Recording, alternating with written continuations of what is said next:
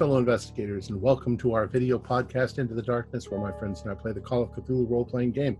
I'm your host, Tom Rayleigh. Our scenario is The Dare. It's a short game written by Kevin Ross, and I believe it's available from the Chaosium website. Tyler Hudak is our game master, and this is going to be episode 1. So without any further delay, let's begin our journey into the darkness. Tyler? All right. So it is Halloween 1986 in a small Midwestern town. Well, you did it. You've managed to sneak out of the house without your parents knowing about it. And now you stand on Halloween night in front of the creepy old Barnaker house. You should be home stuffing your face with candy, but instead you and your friends have all managed to sneak out and are now waiting to enter the house in which you have been dared to spend the night.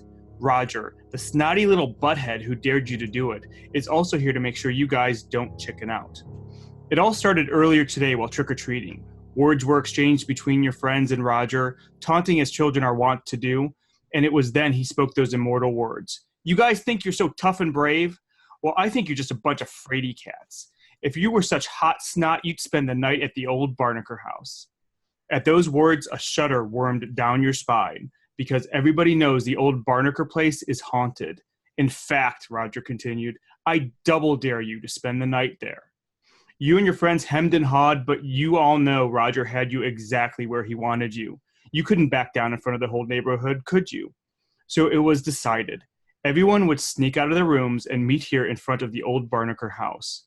And now, chilled by the breeze rattling the tree limbs overhead and the oncoming autumn storm that's in the distance, that snothead Roger grins nastily and insists on going into the house right away. Unless you want to be a fraidy cat. He's obviously quite serious, and you know if you back out now, he'll squeal to the whole neighborhood. But at least the little turd's going in with you, so maybe he'll be the one who chickens out and you can all go home. What else can you do? With that, why don't we everybody introduce their characters and tell us how you snuck out of the house tonight. Tom, we'll start with you. All right. Well, my name is Harry Islin. I am 10 years old. Actually, I'm about a week away from turning 11. Well, actually, I'm 10 years old, 558 days. My parents, they watch TV until late, and then they fall asleep on the couch. I just walked out. They're not exactly the most attentive people. Candy's not exactly good for you in large doses, and I had a few pieces before I left. I am really, really interested in seeing how the other kids, the older kids, deal with fear, because I'm doing up a study. That's all. Did I say I was 10? All right, great. 51 weeks. Let's go over to Joey. Hello, everybody. I am Joey Delafano. I was able to sneak out of the house as per usual. My parents are usually drunk pieces of shit on the couch anyway. Told my brother and sister keep an eye on them while I snuck out for the night. Used to it anyway. Can't wait to get this over with so I can just tell Roger to go screw off. Perfect. Let's go down to Charles. Hello, I'm Charles. Actually, Roger didn't invite me. He was talking to everybody else, and they're the ones that kind of shied away from him, but the offer piqued my interest. So I don't know if I surprised Roger more than anything else of me speaking up, asking if I could go instead of the others. As far as getting out of the house, single parent, my dad is watching TV right now, and it was just a question of picking out his favorite candy to stick in front of him to kind of keep him occupied. So between the candy and the TV and me making sure I left the candy bag downstairs so he wouldn't sneak into my room to get more, and then just sneak out the window and join the others here. Okay, great. Darren? Hello. I'm Darren. What is it? I kind of felt obligated to go with everybody simply because bad things usually happen when I'm not there. What is it? Nobody really does a good job of watching their back. A lot of pressure for me. A lot of pressure. Yeah. A lot of pressure for an 11-year-old. So, what is it? I just, went up to my room a little early. Said I wasn't, I was feeling a little tired after ball practice. What is it? Showered, turned the lights off, waited for everything to go quiet downstairs. Then I just climbed out the window. What is it? Parents know that I usually go to bed early, so I'm up bright and early for practice. Okay. And then last but not least, Rich. All right, I'm playing Rich Davis. I'm about 12 years old. When we got this dare, it seemed like all the other guys were so scared about this, and I'm got to be honest, I'm scared too, but I don't want these guys to go in alone. So I told them, like, hey, we'll do it. We'll show this guy, and we'll kick his ass, and I bet you he'll run out before we do. So as far as sneaking out, so according to my parents are nice people. They pretty much get up pretty early in the morning and go to bed pretty early as well. But one night my mom told me that I was snoring a whole lot and that I needed to quiet down or whatever. And I didn't believe her. So what I ended up doing is I took my little boom box and I set up a little microphone to see if I actually snore. And what do you know, I do. So I have a recording of me snoring. So as soon as my parents went to bed, I stuffed my bed with pillows and threw the covers over and made it look like I was in bed. And I hit play, and I hit my little tape recorder under my bed. So it sounds like I'm snoring. And I made up a little rope ladder, not a ladder, but like a rope with knots or whatever. And I tied it to my bedpost, and I threw it out the window and climbed down and hopped on my bike, and I'm meeting these guys. Now, I'll tell you this, if these guys don't show up, I'm heading right back home because I don't think I want to be out this late. Awesome. So yes, you are all in front of the old Barnaker house.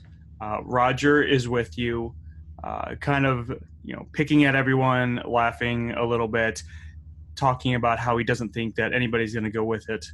The house itself is kind of on the edge of one of the neighborhoods in town. You live in a small town, a small Midwestern town.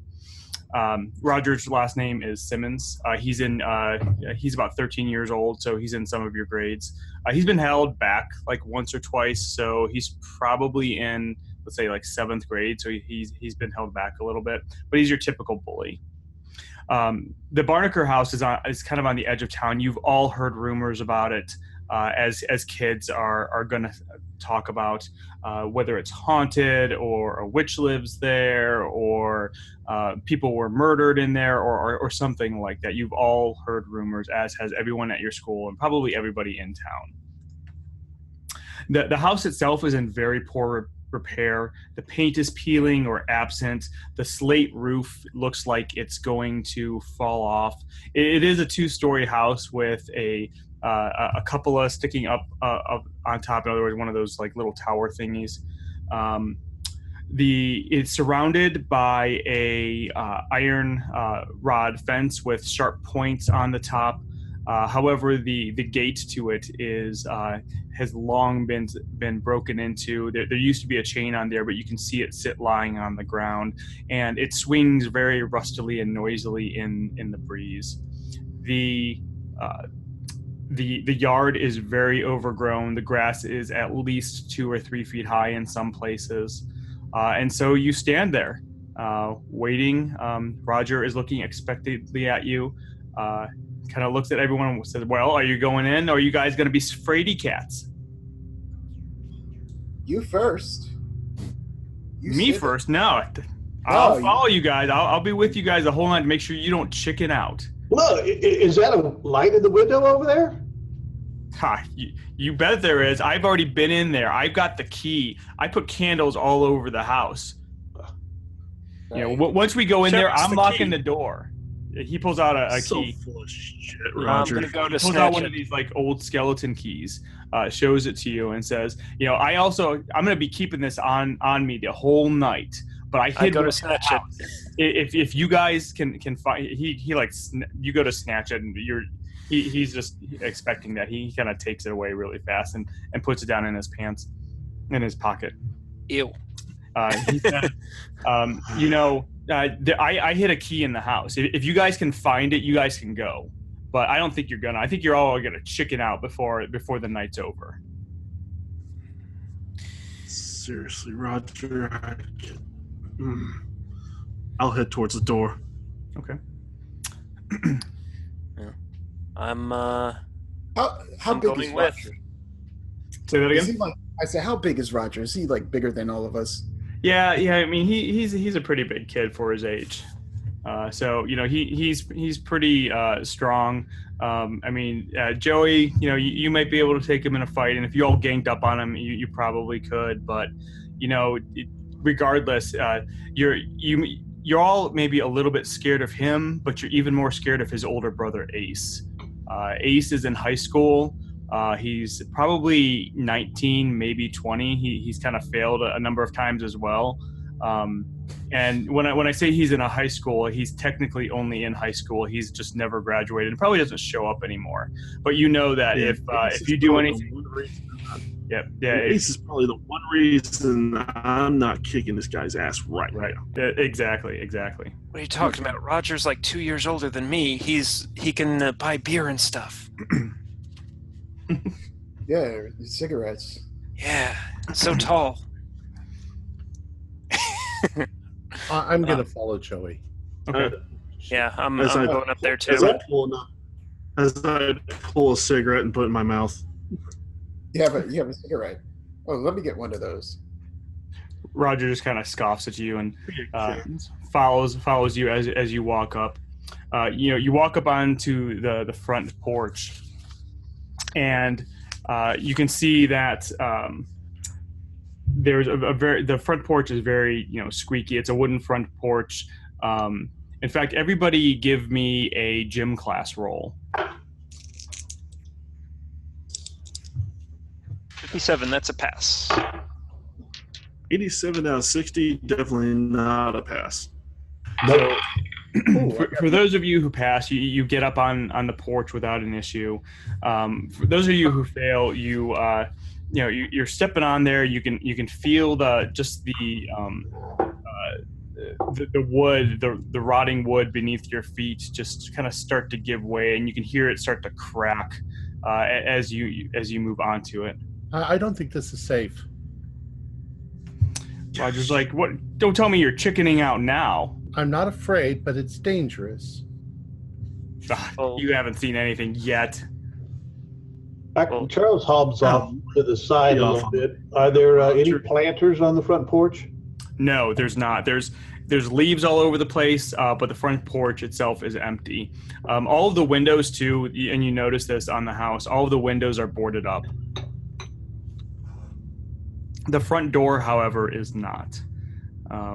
Roger kind of stands there, and you know, in the distance you can hear some thunder as an inevitable storm is starting to roll in, and he kind of looks at everybody expectantly and says, "Well," he kind of says, "Fine, let's do this." He grabs the door handle, opens it up, and walks in, turns around, and just kind of waits for everybody.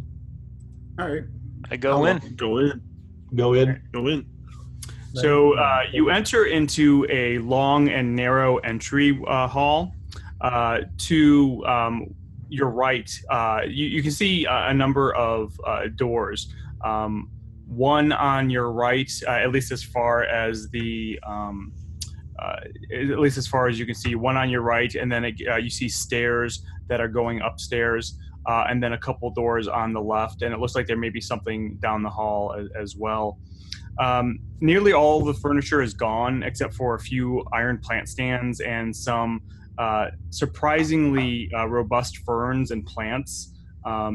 You do notice that despite the lack of light and water within here, and again, all of the windows are boarded up. The plants are thriving, spilling out of their plants, and they kind of fill the air with this faint scent of decay. The only other furnishing in the hallway that you can see is a grandfather clock, which stands against one of the walls. That stands against one of the walls. As you walk in, as the last person walks in, Roger kind of makes a show of this. He slams the door, locks it with his key, with his old skeleton key, and puts it back into his pocket and says, "Now nobody can leave here until they've proven they're not scaredy cats. You all can either find the key that I've hid in the house, or when it hits dawn, you can leave, whichever comes first." Do any of the planters inside the house in this hallway have a visible ring to kind of indicate maybe that pot's been moved? And if so, Charles is going to kind of tip it to the side to see if maybe there's a key underneath it.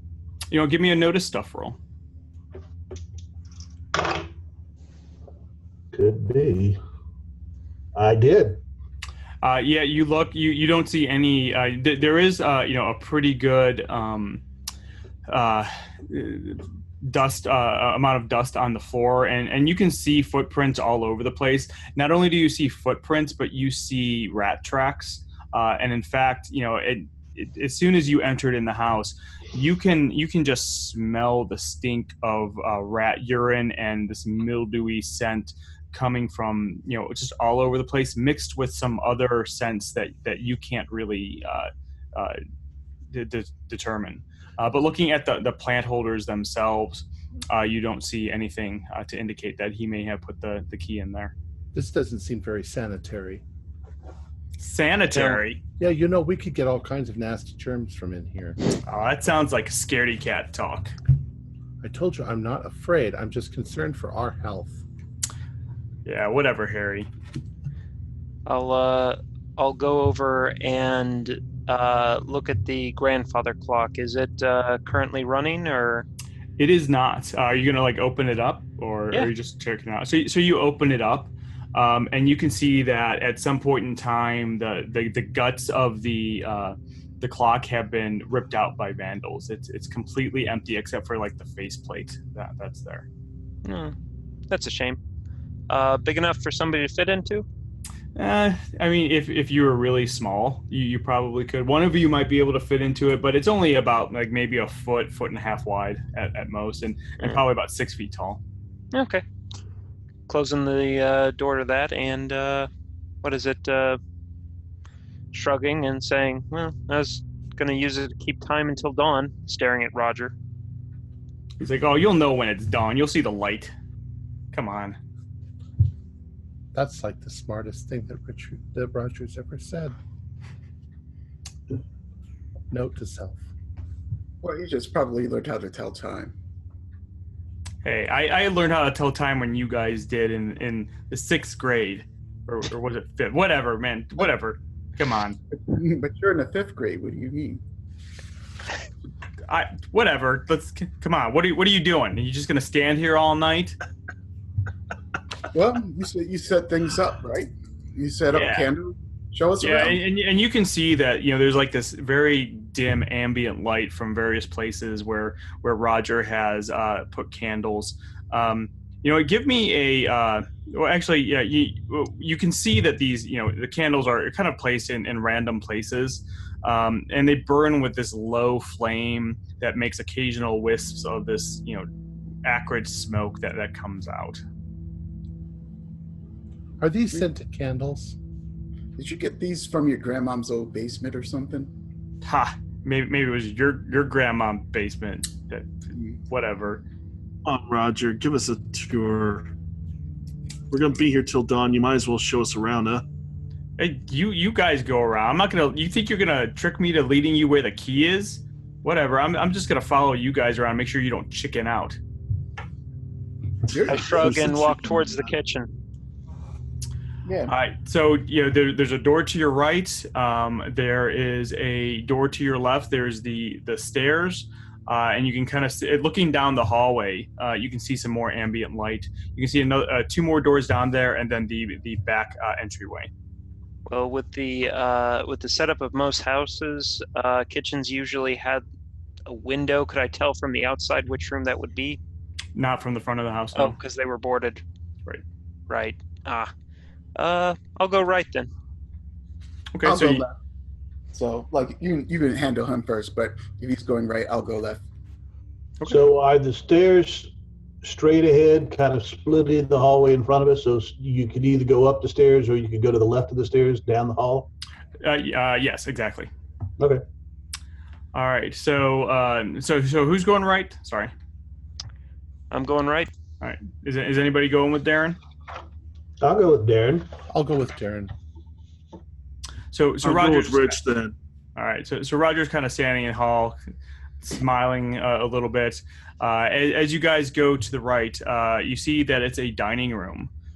Inside is a heavy oval wooden table, surrounded by a incomplete set of wooden chairs. The stuffing in the chair, they were at one point in time nice chairs, but now they've been long gnawed by rats.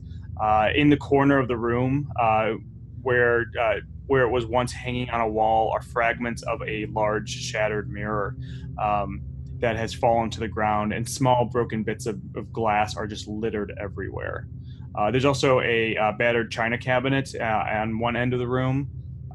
It seems to be missing a door, and you can only see like a few small pieces of broken china that once were in there. Is Roger coming with us, or is he going with the other group? He's kind of standing in the doorway, just smiling, and somewhere he's found like a nail or something on the floor, and he's sitting there picking his fingernails. I know the place has been vandalized, but is there any chance for leftover silverware? Yeah, there's a couple pieces of. Actually, you know what? Give everybody in the room. Give me a notice stuff roll.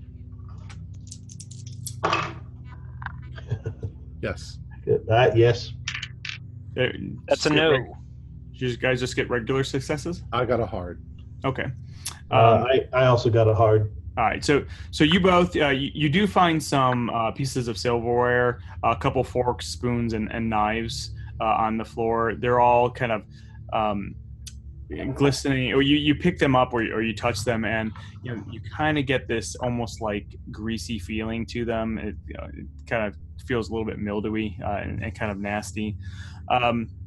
But as you're doing this, you both notice that on the ceiling above the table, it looks like there has been a water leak there that has really damaged the ceiling. In fact, you kind of looking up at it, you think that if somebody were to stand on the floor above you at that spot, they would probably fall through the floor. Yes, that looks very dangerous. I'm gonna take a trashy piece of napkin on the table, clean off a fork, and put it in my possession for defense. Okay. And I don't see the ceiling, so I'm just going to walk over to the cabinet because there's nothing else in here that really catches my eye. You walk over to the cabinet. The cabinet is mostly empty. There are a couple broken pieces of china, but as you get over there, as you walk, it seems like every board that you step on is creating this its own note, almost like as if the boards were just creaking in agony as you walked across the room. You get to the china cabinet, and the door is kind of hanging half open, and you open up the door, and its hinges are extremely rusty and protests as you open it up. And as you do that, you can actually, as you do that, give me a notice stuff roll. The 94. Oh. So you get there, and it's your mind is just kind of racing at the moment. You they're called fingers, but I've never seen them thing. Exactly. I want to pick up a piece of the china. Is it plain china or is it fancy china? It looked like at one point it might have been fancy china. I throw him a piece of china. Throw who? Throw stuff at me. Oh. Note to You said you self, wanted some you're not china. throwing shit. I think that this looks like girl china, the kind that girls would like. So probably this story is about the witch that lived here, the true ones. You could hear Roger in the hallway say, if it's girl china, you probably like it. Come on, do you guys think that I would actually hide the key right next to the door? Come on. I'm sorry, did you think I was looking for the key? Well, I don't... What else are you looking for? Well, I'm not eager to leave. Yeah, Hey. whatever. Darren, on that china cabinet, was there a box for the silverware or maybe something for the china that might have a label on it? Maybe we could find the name of the woman who lived here. Yeah, some rusty hinges or something. Wasn't very interesting. Nobody knows what happened to her. I heard she ate children. Oh, no, you got it wrong. They would catch kids that would sneak onto their place and they would drown them in the pond and back. Who's they? I heard You it was didn't an know? old witch. Oh, no. What is it? That was... Let me see. No, there was an old man and an old woman who lived in here. What is it? And they would catch kids that came into their yard. Nobody ever saw them again. You know, they would catch them and drown them in the fish pond behind the house. Oh. Well, my story was that the old lady used to catch kids and lure them in with candy, and then cook them and eat them. Roger looks at Harry and goes, you and that tape recorder, you're always, recording things, whatever. What do you think, you're going to be some Walter Cronkite? Who? Yeah, that's what I thought. I watch the news. I'm not that dumb. Who? No, I intend on being somebody like Chris Knight from that great movie, Real Genius, played by Val Kilmer. Yeah, you would like a movie about nerds. Whatever. And he kind of turns around and starts walking into the other room. And this is the room that Joey and Rich have gone into. You both walk into this room. It's actually a fairly large room. It looks like it possibly used to be like a parlor. It's filled with dusty chairs and couches, but all have spilled out their stuffing. They've been ripped up. The smell of rat urine is even stronger in here. On one side of the room is a fireplace that has a very nice carved wooden mantle. But on top of the mantle, somebody has actually placed a battered knapsack that looks fairly new and recent. Judging, there are the remains of a small fire in the fireplace. You can tell that from bits of broken chair that have been taken from various places around the room. You can see that somebody had at one point taken a chair and broken it up and used it to create a small fire. And judging by the soot and the lingering smell, it seems like maybe there's something that is blocking the fireplace, which is why the fire isn't going, or why it was stopped fairly quickly. I'm going to check. Well, I'm going to check it out. Yeah, the knapsack. Okay. So both of you. How about this? Like, I guess for comical relief, we walk in. We both spot the knapsack. I look at Joey. Joey looks at me, and then we both sort of run towards the knapsack. I like that. Both of you give me dexterity checks. Actually, no. Both of you give me gym class checks. Gym class. And tell me what type of success you get if you do. 17 out of 60. So that's a... I got a 22 out of 60. They're both hard successes, I think. I think for 60, yeah, you need a hard 15. successes, yeah. You can always spend luck if you want. No. All right, so you both get there. You run through. You both get there at the same time. Grabbing at it, and as you grab it, you actually rip it because it's just this old, battered, worn out knapsack, and all of this stuff falls to the floor. You can You see that it's mostly just a few cans of food. It looks like it may be a sewing kit, but you also see that there's a pouch of tobacco and rolling paper, a small pocket knife, what looks like a flask, a roll of bills, of dollar bills, and a few pieces of chalk that fell out of a small matchbox. Wow. Grabbing the flask. I'm grabbing the money in the tobacco. You grab the money. It's a roll, pretty big. Stuffing that in my pockets. Like I look at what's his name? Roger, and I'm like, finders keepers, and I got the cigarettes. I don't know how to roll tobacco, but I'm gonna pretend like I know how to. Yeah. And Joey, you're kind of moving the flask. I'm tilting the flask and seeing if there's anything in it. Yeah, it's about halfway full of something.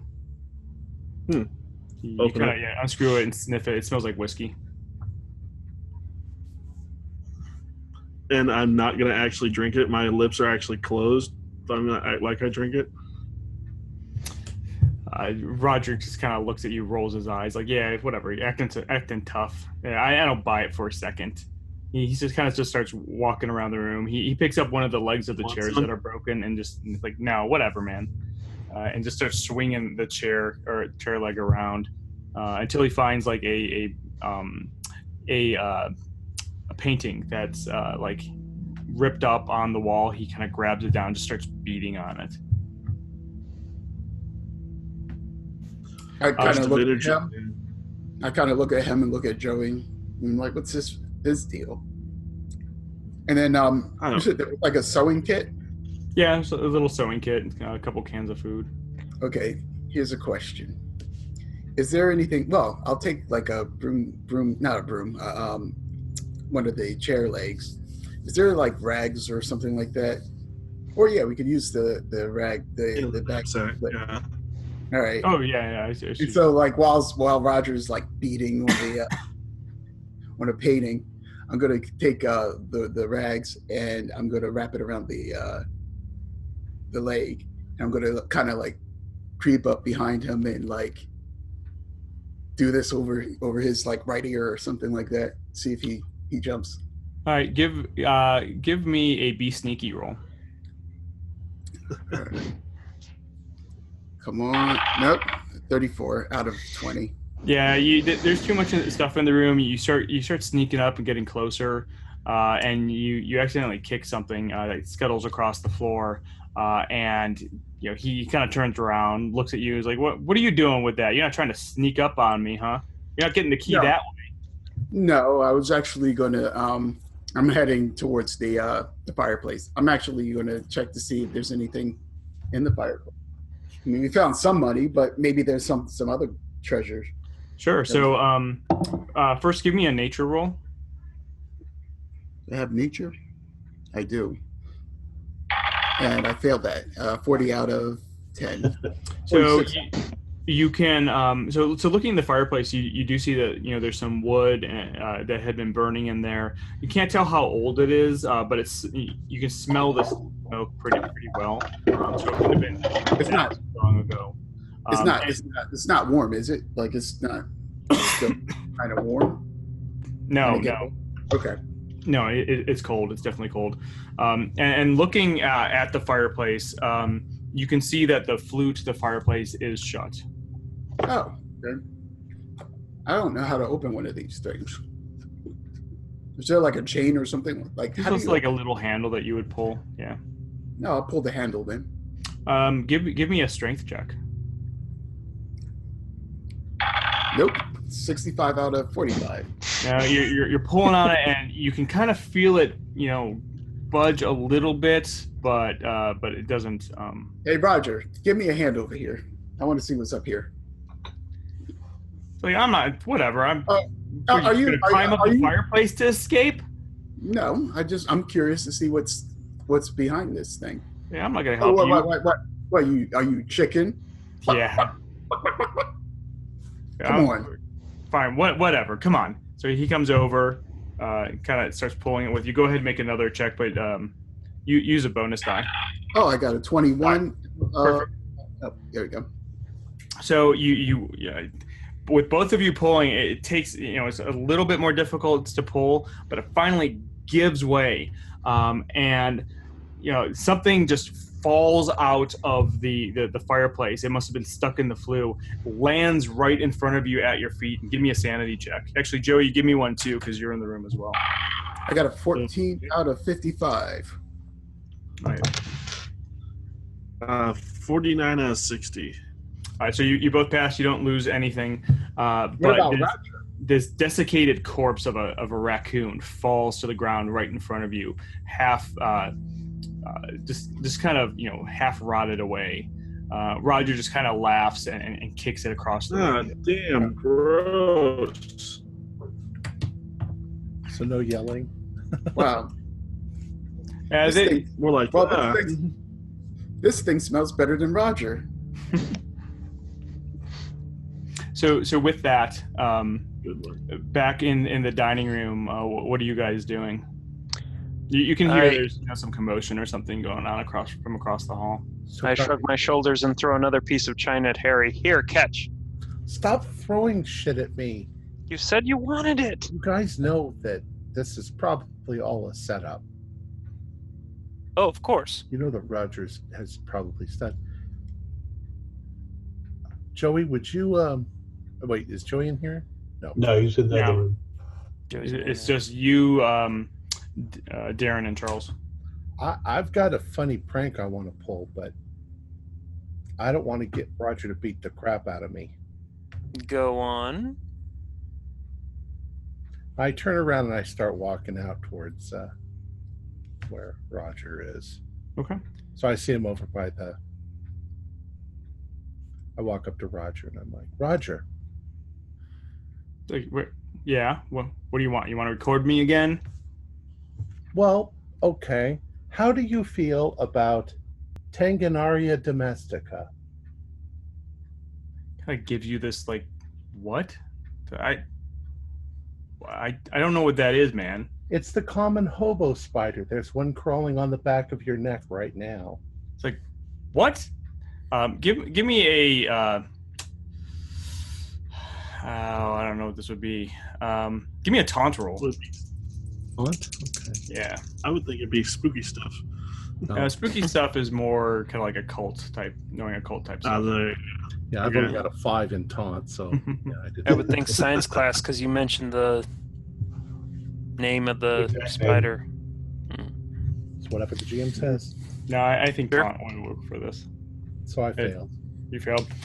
He kind of looks at you and is like, he looks at his shoulder and looks at his other shoulder and says, "Whatever, man. You can't scare me." While he does that, Roger's can I not afraid can I of try with my little claw thing on the back of his neck? While he's like, Yeah. Go ahead and give me another be sneaky roll. See if Roger apparently is not afraid of spiders. Nope. Yeah, he kind of he's kind of on edge now, or not on edge, but he's more aware of everything. And he kind of looks back at you and it's like, all right, whatever. You know what? You guys, you're just trying to delay searching because you're scared. You just want to stay in these rooms. That's fine with me. Oh, are we supposed to search for the key? I didn't remember that being part of the contract. Oh, you don't have to. If you think you can stay here with all the rats and the bats and everything else that's in this house. Oh, there are bats here? Oh, that's cool. Hey guys, look at Probably what in we, the belfry. yeah. Look what we found, and I show you the cash that we got and the tobacco and. You guys shouldn't be smoking. Hey, I hold out a piece of broken china and I'm like, look what we found. oh wow, Yes, it's the old lady's Nice. China, the one that used to eat the kids. the one who ate the kids. The kid. No, No, she didn't eat no. them. She drowned them with the old man. Then why did she What have the the China? hell? No, No, I heard. guys. No, No, you no, guys- no. I heard that the old lady used to drown the kids in the pool in the back, and then the husband cooked them. Yeah, then they would- yeah, that's closer to what I've heard. It's an amalgamation of various stories. Okay. So Rich A did- what? I'm like, not so many big words in front of you know who. You know, you might make his head hurt. No. Wait, what? A what? An amalgam. So Rich, if wonder. you, I can spell it for you. I did win the Bram Stoker Award for best speller in the district.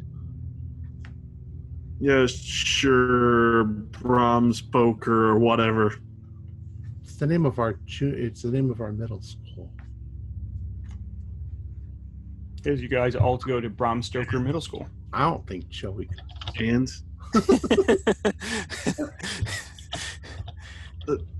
I go He sleeps a lot. Well, when I want. you also Don't you know Don't you know who Bram Stoker is? He's the guy who wrote the book Dracula. Your mom? Roger kind of Dracula? laughs at that a little bit. creepy. It's a guy's name.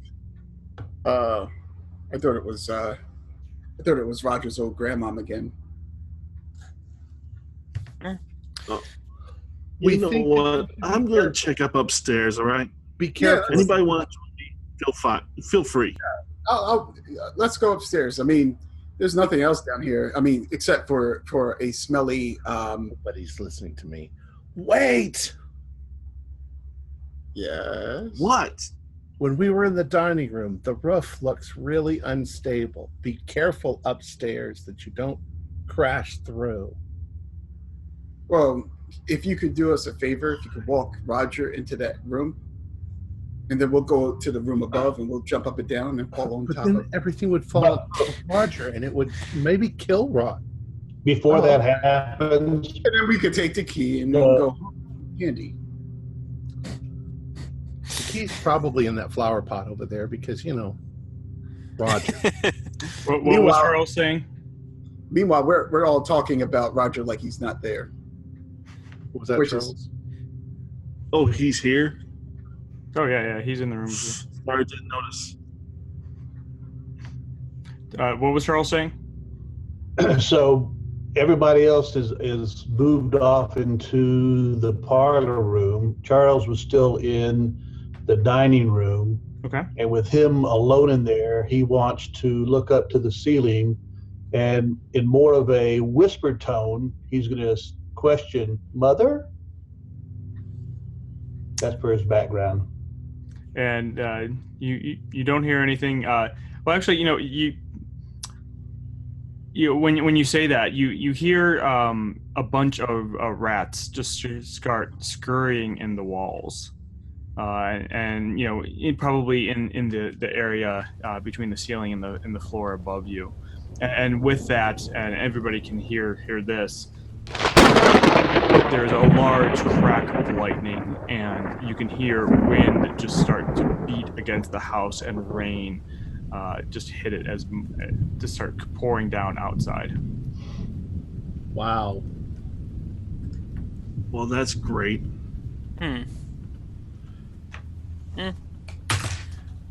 Well, Is more it, incentive to stay here, huh, Roger? But damn it, my bike, the chains on my bike is going to get it's going to get rusty in this rain. Yeah. Which means I have to go home and oil it up. Well, that's no excuse to leave. If Let's just find the key, and then you can save your bike. God, I want to just find this kid and shut you up. I bet this house is leaky, and now we're going to get even sicker. What is it? I shrug and continue walking down the hall, past the room. I'm going upstairs, like I said. Anybody want to follow me, you're free to do so. Well, I'm heading upstairs. So yeah, Joey and I are going upstairs. Anybody else? Charles is going up. All right, Charles. All right, guys. So where's Oh, Darren planning on going? Where's Roger? Down. What is it? Down the hall. I thought you said there was a door down the hall past the stairs. Yeah, so past the stairs on the right, there's another door. There's another door on the left, and there is a back entry door that looks like it may be boarded up as well. Well, And where's Roger going? If you guys or most of you are going upstairs, I think he kind of just stands there and watches everybody start walking upstairs, and kind of looks at Darren and says, "Are you coming with us, or are you going to go off by yourself in this spooky house? I don't want you to get too scared." After much consideration, and I'm just going to walk into the door on the right. Okay. So we'll do you next. So you guys start walking up the stairs, just like you would expect. The stairs are just extremely creaky. With each step, you can just hear the steps moaning underneath you. You get to about halfway up between the ground floor and the upper floor, and it takes you to a landing. The landing kind of goes the width of about the width of what the hallway is, and then kind of leads up to some more stairs. But there's also a small bathroom off the side of the landing here. To the right? Yes. Oh, or so more over the dining room that we realized the wet spot below. Partially, yes. Okay. Yes. So you could either, continue up to the top of the stairs or go into the bathroom. Or, yeah. You should probably check the tank to see if the key is there. Yeah, sure. Why not? Let's go ahead and check that. Again, Charles is going to give them the warning about this is directly over the dining room and the weak floor that we noticed before. So he wants to, if not get them to look, Charles is going to try to check the floor to see if there are water stains to indicate either a overflown tub at one time or other kind of moldy indications that this may be the source of the water spot. So who all is going into the bathroom itself then? I'm standing at the doorway. doorway. Really small bathroom. You're not all going to be able to fit into it. I'm in the hall. Okay. Yeah, we're just peering in to see if there's anything interesting. Yeah. Okay. So you look into it. There is an old one of those old-fashioned claw-footed tubs that is pretty nasty and stained. A medicine cabinet hanging on the wall that has a cracked mirror. And a toilet, and it does look like the floor around the toilet is rotted and soft. I take a look at the tub, the inside of the tub, and I look back at Roger. I'm like, oh, you must have washed up before we came. He just kind of scoffs it off. Charles, as you're looking into the bathroom, you kind of look at the mirror. And you see something that seems to pass by the doorway behind you in the reflection. You kind of look around really fast and you don't see anything. But when you look back, you can see your grandmother looking back at you in the mirror, smiling. But she's got this almost like evil smile where she's kind of grinning, and something just looks off. Looks off. Give me a sanity check for that.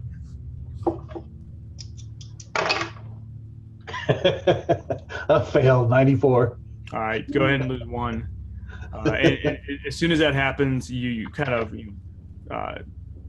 involuntarily shriek out a little bit, jump back, bumping into everybody else, and then you look back in the mirror and there's nothing there. But you said this was my grandmother and not my mother? Yes. Okay. Oh, crap.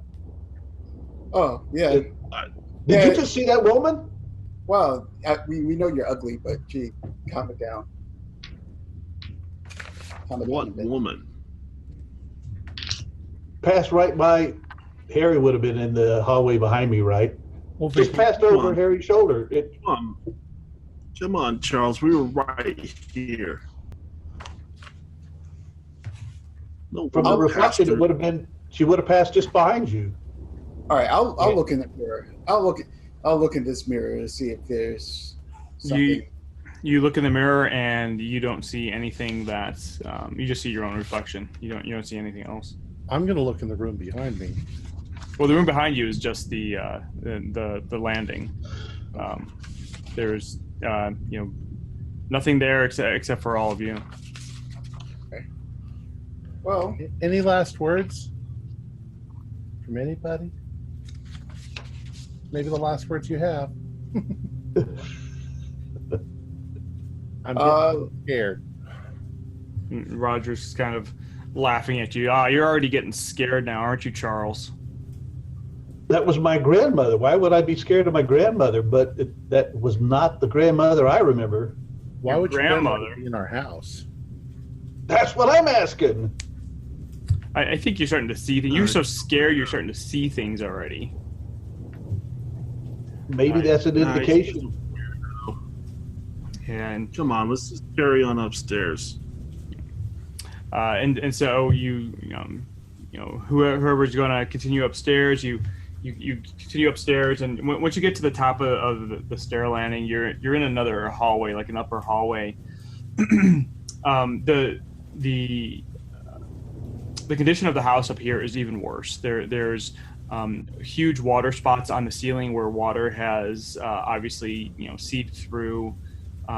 There's even more mildew and rot. It smells even worse up here, not only from the mildew and mold that's probably growing everywhere, but also the scent of of the rats. You can hear, or I mean, you can smell. And it's kind of mixed with fumes of something else, a couple other indistinguishable scents that you just can't figure out what it is. At the top of the stairs, there is a couple doors along the hallway. There's one to your left, there's one in front of you, one to your right, and then down the hallway are three more doors. In addition to that, you can see that at the far end of the hallway in the ceiling is a trap door that leads to that probably leads to the attic. Are we seeing any water leaking from the storm outside? You're not seeing any leak yet, although you can kind of tell that it's starting to pool up a little bit in the ceiling. Okay. And the wind and the rain is even louder up here.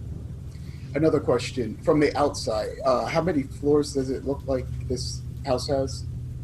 2 floors and then the attic. In the attic. Okay. We didn't check.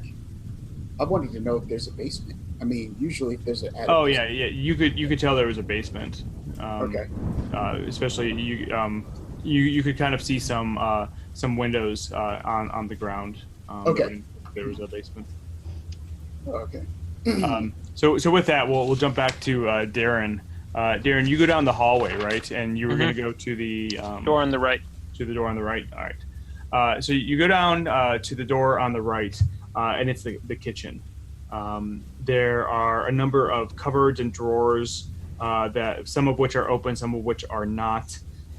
Excuse me. There's also a oven sitting on one side, as well as an old phone, one of those old-fashioned telephones that are like crank ones, as well as and one of those kind of like an old-fashioned refrigerator. If you had to guess, it would look like it was from like the 50s or 60s. Okay. I suppose I'll check the refrigerator first before opening it. Is it one of those old ones with the lock? No, it doesn't have a lock. Okay. Is it one of those old styles that has the lock? They just broke the lock off, or is it just one of those ones with the magnetic door that? It's one of those that has almost like a mechanical door that kind of seals it. It's not locked. You kind of have to pull it to open it. Right. Well, I'm just asking, what is it? Because if it has that like latch on the outside, yeah. Like what is it?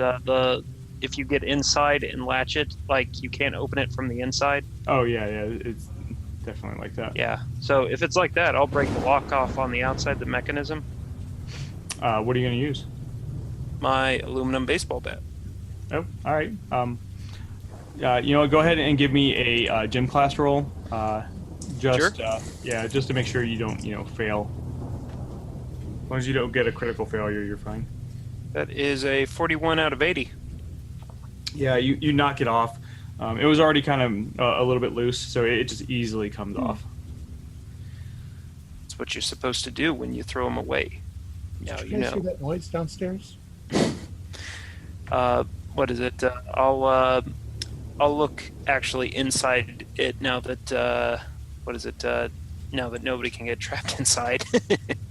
You open it up, and it obviously has not been turned on in a long time.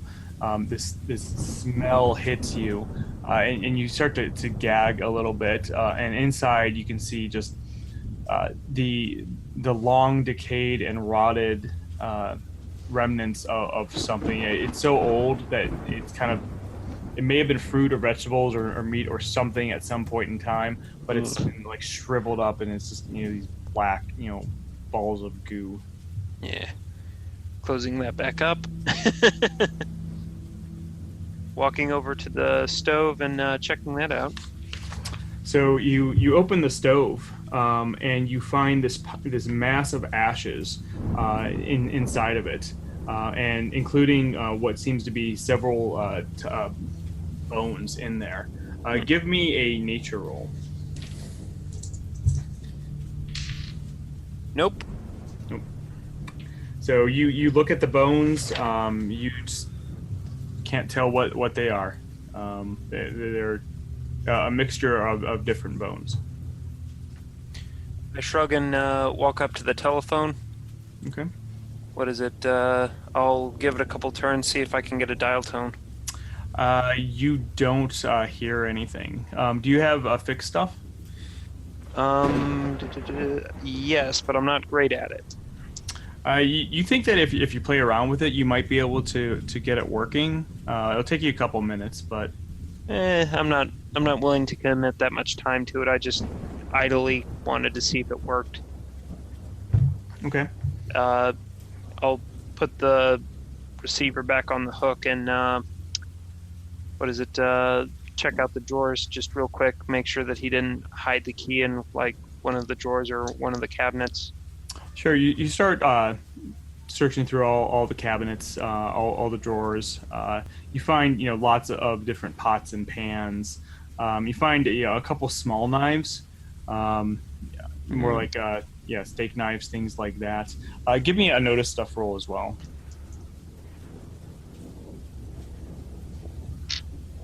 Nope. All right. Just looking around, that's pretty much all you find. Yeah. I get bored and wander into the last room on the floor. So you start to leave the room, and the phone rings.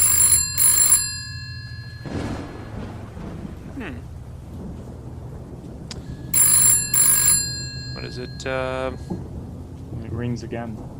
Can you hear that from upstairs? I'll walk over to it. Give me everybody else. Give me a notice stuff roll.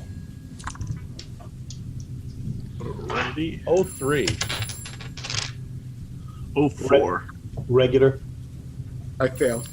So for those who made at least a hard, so Harry and Joey, you definitely hear some ringing someplace. What the hell? Darren, what Hello. Phone that works in here? So you pick up Hello. the phone. You pick up the phone, and you at first all you hear is this like static, and then the static turns into like these whispers, and at first they're almost like these electronic type distorted voice, but at one point you could and they start to get louder, and you can finally make out the sound of somebody whispering through that. Hello, my dearie. And then with that, your ear just gets shocked as this electrical spark just hits you. First, take a point of damage, and then roll a sanity check. Okay, sanity first. That is an 11 out of 65. Woohoo. So take a point of sanity. Okay. 1 point of health, 1 point of sanity.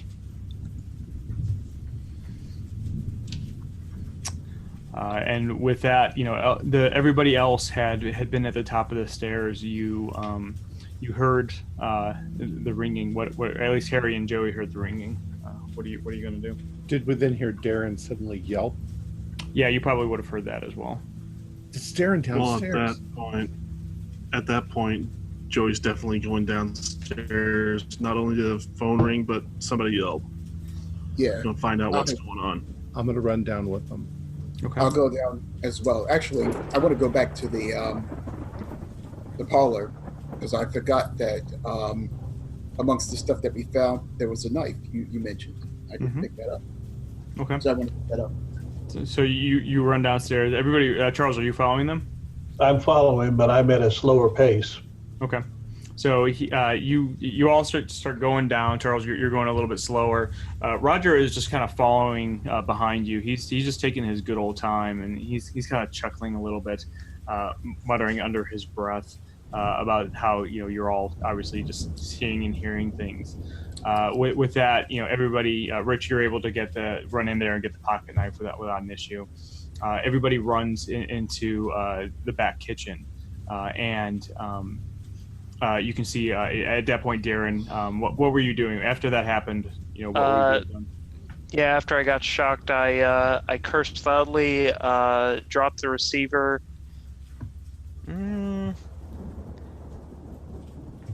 I would be in the midst of storming out. Darren, Okay, yeah. what happened? Yeah, everybody almost collides into the hallway. Stupid, God, stupid jeez. phone. God, What about the phone? We heard Shocked the I heard you yell from upstairs. yeah, it shocked me. And you can all see the phone inside. Probably has faulty wiring. Seriously. Yeah, Well, you can all see my- the phone in there, just kind of hanging, the receiver hanging down. Yeah, my parents always told me not to be on a phone during a thunderstorm, so maybe that's what it was. That's probably exactly what it is. No. Seriously, man. If lightning had hit the line while he was holding the phone, he would have probably been killed. There's a little crank generator in there. Did you touch that? Because that generates electricity. Oh yeah, I cranked it for a while and tried to get a dial tone. Didn't Yeah, work. You built up an electrical charge and then you shocked yourself. For once, I have to stand with Terry on that one, man. And Yeah. with that, Roger's kind of walking through the kitchen, just looking around. I'll shake my head and say, I don't care why I got shocked. But you say there is a phone that works. No. It didn't get a dial tone, and it shocks you if you put it to your head. Go for it, Charles. I'd kind of like to.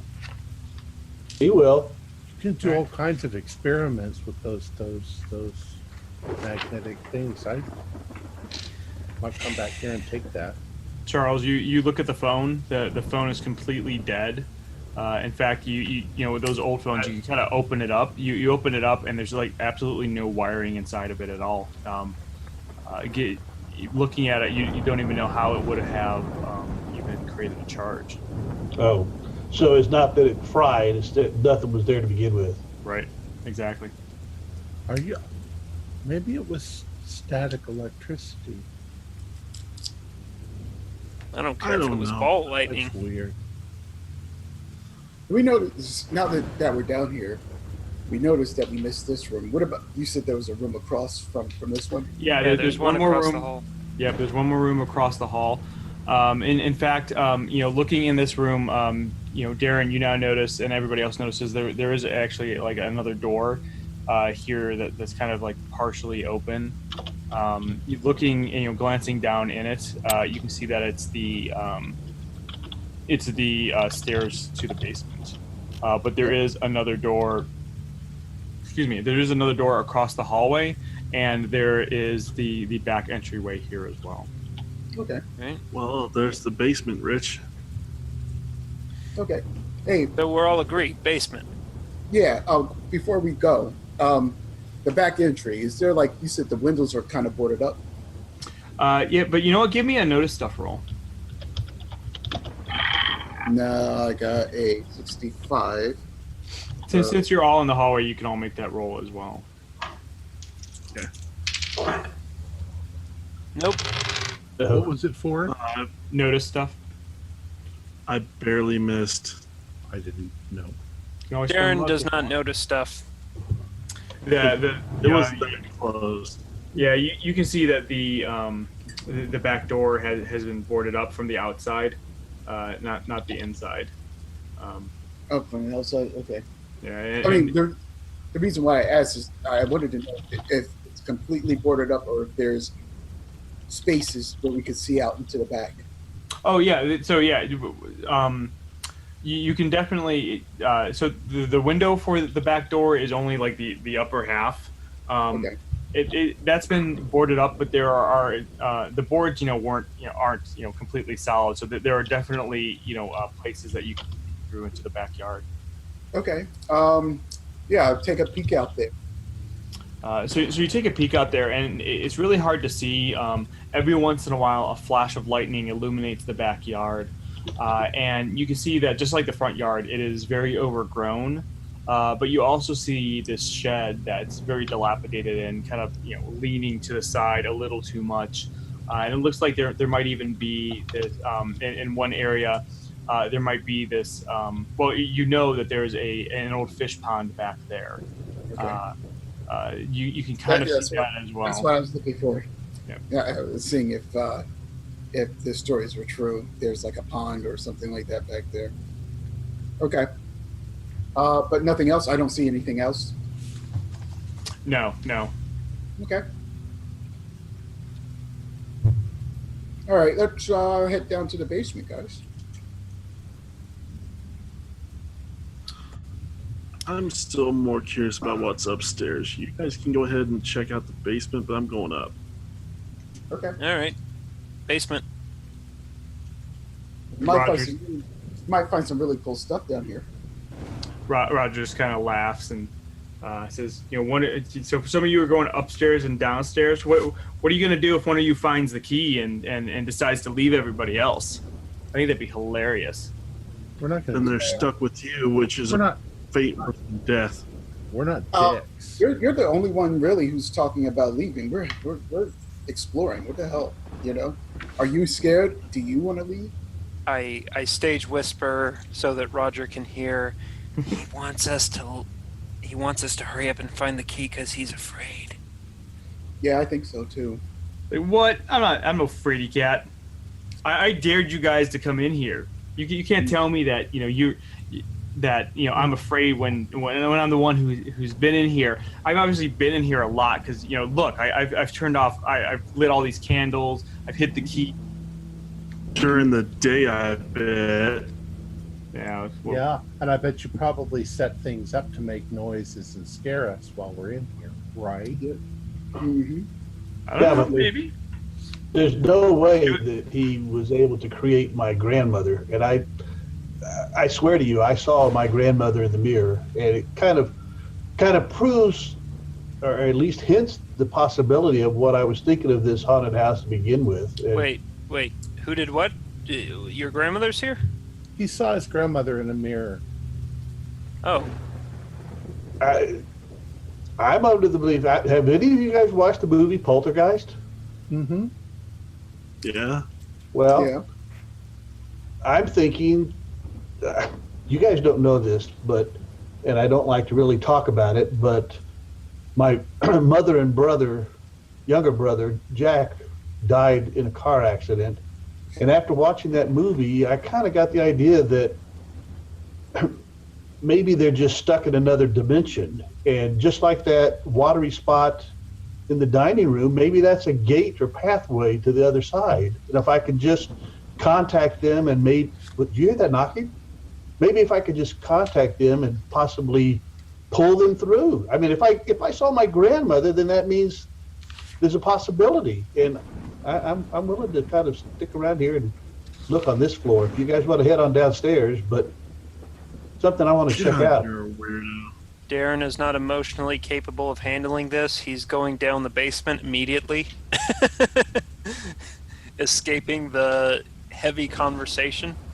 Well, as the Enjoy immortal just- bard said, There are more things in heaven and earth than are dreamt of in your philosophy. Whatever And that. Joy just rolls I'm his gonna eyes and leaves. I'm gonna head down with Just- Darren. So I'm going to the basement as well. I'm like, wow, So- you're finding more interesting stuff. So for those of you who are going down the basement, you open up the top of the stairs, the door to the top of the stairs, I mean, and you look down, and there are no lights down there. There are no candles. Oh, can we grab a candle? You could. You said they're spread around, right? So Darren- I'll go. Darren I'll is go fleeing with an that. emotionally volatile situation. He's going to step into the darkness. Wait, Daryl. Darren. Wait, and I'll run and I'll grab like 2 candles. I'm like, here you go, grab one. Careful of the rotted stairs. Yeah. I'm hanging on to the guardrail, but It's Darren a is Rotted guardrail. Darren is an 11-year-old who is not able to handle an emotional conversation about people's parents dying. He is leaving as fast as he is physically able to. So who all is going downstairs then? I am and Darren. Anybody else? If you do, grab a candle so you can see. I'm staying where Charles is Jeremy stuck. is. Yeah. Okay. I'm Oh, stuck on the mid landing of the stairwell. On the stairwell itself, were there any pictures, portraits on the walls? You mean to the basement? No, up to the upstairs. Oh, so no, one of the upstairs there wasn't. Okay. But all right, so hold on. So everybody was in the kitchen and that's where the stairs to the basement were, and that's where Darren had been. So some of you are going down to the basement. Where are the rest of you going? Harry, why don't you stay with Roger? Just keep an eye out on him. And if it gives you any trouble, yell out. We'll come out. I'm going to stay with Roger, but I do want to ask Charles some more questions about how he feels. How long ago did your parents die? Just my mother, 5 years ago in a automobile accident. Oh, how long did it take you to get over? When did you stop crying? And are we the only ones here? Everybody else has left? Well, I don't know. Are you guys walking to the upstairs as you're talking? Well, I'm heading upstairs. Okay. Joey's heading upstairs.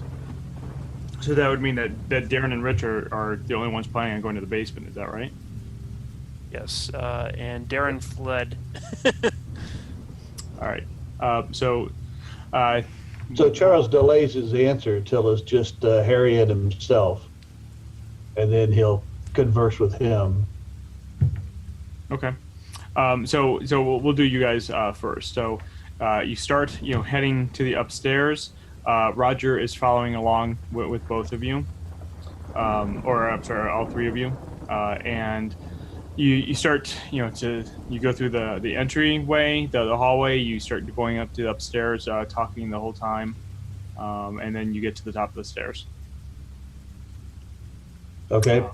It's just like I described before. There are a number Right. of doors in here, as well as at the far end of the hall, you see like a trap door. And again, the smells up here are even worse, almost to the point where you have to cover your nose in order to, just not gag.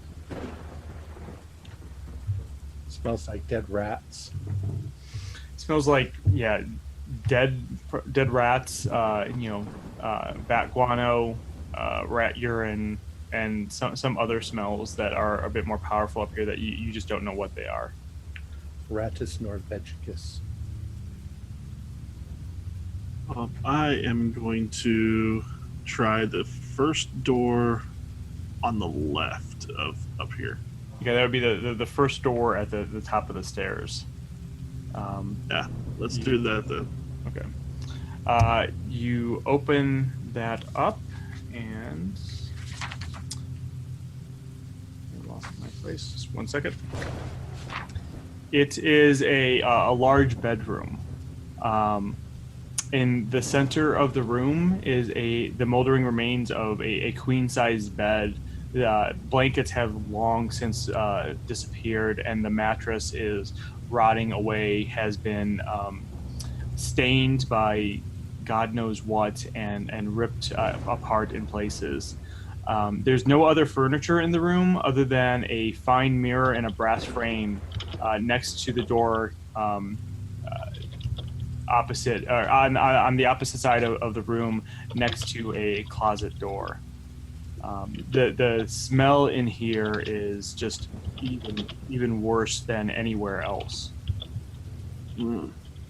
Really stinks. Actually, you three, give me a nature roll. Nature roll. I'm not very good at nature at all. 2 though. Nice. You can smell that smell, which is even more powerful in this room, is some type of rotting animal. You kind of recognize this type of smell. Yep. It's a raccoon. Probably Bunch a of dead rats or something. Could be. Ah. Maybe we'll find skeletons. Maybe. Cat skulls are Let's cool. check this place out. Let's check this place out. Make sure the key's not in here. God, this stinks. Where are you going to look? Searching around for the key. I'm actually going to be looking at the bed. So you start looking at the bed. Give me a notice stuff roll. So while you're doing that, what are Harry and Charles doing? Roger is just kind of hanging around the door, just kind of watching you. He actually looks a little bit bored. I'm going to open up the closet. Are they doors or are they slider? It's one door. Joey, you're looking around. There's really nothing in here that you can see. I'll go slowly to let him get back in. So you're looking around the room. You're looking under the bed. Just kind of I'm imagining you're being careful because it's pretty disgusting, actually, and you don't see anything. Harry, you get to the door, and you can tell that the closet door is locked, actually. Uh-oh, it's locked. You can also, as you get close to it, that smell, that rotting animal or dead smell, is much, much stronger. It's almost unmistakable as soon as you get to the door. I bet there's a dead animal at the bottom of the closet. The door's locked. So, I don't know. Door's locked, huh? Somebody locked. I mean, it's locked from the outside, obviously. So, let me see if I can pick the lock. I got a full knife. You can try with a fixed stuff roll. Okay, I'm gonna see if I can do it with a piece of wire or something. That's what I find. Your knife's 59. Where's my fixed stuff? As you're doing this, Roger, he's looking really bored, and Joey, you can see him. He's like, you know what? Forget this. I'm gonna go take a leak and see what those other guys are doing. I got a 59 out of 60. Just Nice. barely made it. So, Bye, Roger. Pop.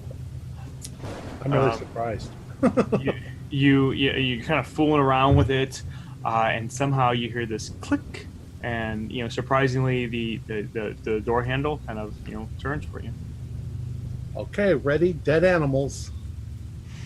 So you open it up, and first off, I guess both of you give me sanity checks, because as soon as you open it up, this very large body falls out almost on top of you. In fact, give me a gym class roll as well, as this body falls out, going right towards you. Okay, I failed both. All right, so I screamed. I failed as well. All right, so both of you take 2d6 of sanity. Ooh. Wow. As this body falls out, you can see this, Joey. You can see it, everything almost goes into slow motion as this body starts to fall out. Joey, you can see it. At first, you think it's somebody who's jumping out and attacking Harry, and Harry, this thing just falls on you. you start to scream, and you start to try to back away, but your foot starts to slip as on blood that has just started to seep out onto the floor. I took 11 points of damage. All right, Oh, Joy. shit. Because my character knows I what the took hell a 4. dead body is. So Joey took 4, so... do you want me to do an intelligence roll? Yeah, do an intelligence check. Well, we know This is who the one that you want to. Yeah, I passed that. All right, so you fully realize that this very large dead body has fallen onto you. Let's see here. As this happens, I don't know what do you think that Harry would do in this case? Flee in panic. All right, so he starts to try to flee. Joe, you see him, just start to try to move out from this, but this large, body is on top of him, and he is just screaming out. I kind of we're literally looking at fight and flight. Harry's definitely trying to get out from under there. Joey runs up and kicks the thing, trying to kick it off of Harry. So in a panic as well. So you start to kick it really, really hard. You're pretty strong, so and you've got this adrenaline pumping, and so you kick it, and it rolls over. Harry, you just jump up and run out of the room. Right. Give me a D10 roll. 9. Okay. So let me see here. I'm not in control, but I'm probably heading for the door, and it's locked. So Yeah. So you just run out into the hallway. Joey, what are you doing actually, Joey, give me an intelligence roll while this happens. Okay. I failed. Okay. So your mind 45. your mind is just, you can't process really what's going on. You see this guy on the floor. He's got a mutilated body. You can see on his face where rats have just gnawed away at his mouth, and so his lips are gone. One of his eyes has been eaten away, and you can actually see too that his left hand is missing. It's not there. But that's really all that your mind can process. Harry, you go running off. We'll deal with you in a second. Let's jump down to Darren and Rich. So, at this point, we're jumping back a little bit. Harry and Joey and Charles have left. They started to go upstairs, and you two are starting to go downstairs. Rich, you grabbed one of the candles. The candle feels very greasy as you pick it up. Give me a what is it? Nature roll, or nature or science class, I guess. I don't think I have science class, or do I? I do, and my nature is higher than my science. I'm not Harry, so. And I got a 55 out of 35. Okay, so it's just a greasy candle. But we have Charles back. I'm still getting set up here. Okay, let me know when you're back, because we're going to need to kind of do a couple things when you're ready. But Rich and Darren, as you're going, you start to go down the stairs. The stairs themselves are very creaky. They're not solid stairs, and what I mean by that is it's not like it's I think how to explain this. They're kind of like open backed stairs, I guess, that go down into the basement. In the basement below, the stairs lead into this workshop like area. It's a fairly large room. It's probably a little bit larger than the kitchen. It's got the floor isn't dirt. It's more of like a unevenly carved rocks that have been kind of put on top of a dirt floor.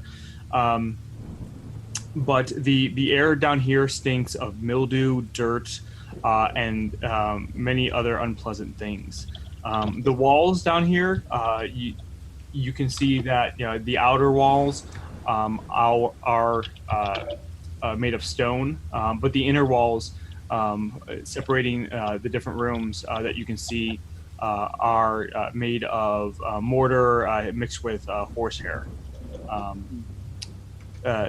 So, and you get this feeling as you get down there that it's very odd. The air has this almost like weird quality. It feels like the candle that you have, it's not bright, but it seems even darker down here. So you can only see like a couple feet in front of you. Okay. It's not wet down here, like flooded. No, it's not flooded, but it's very humid and damp down here. It's very sticky, even especially with even the storm going on outside. It's still very sticky and more humid than you would expect for a basement.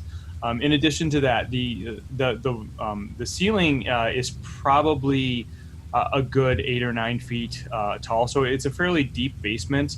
And there are some small windows that are kind of littered, like every 10 or so feet along the outside walls. I see. With that, let's jump back to Charles really fast. So Charles, you were in the bedroom with Harry and Joey. Joey was looking around the room, looking for, just to see if he can find anything. Harry went over and started to pick the lock on the closet door. And as he was doing that, Roger got bored and decided to leave. Harry, and we'll say that just to make it easy, you were kind of looking around the room as well with Joey. Unfortunately, you didn't find anything, but Harry, he picked the lock, and as he did, this body fell out of the room, landing on top of him. Go ahead and give me a sanity check. Failed. Then take 2d6 of sanity. I took 11 points of damage. I'm rolling my bone dice. Only 4. Only 4. All right. So you and you know what? Give me a intelligence check as well.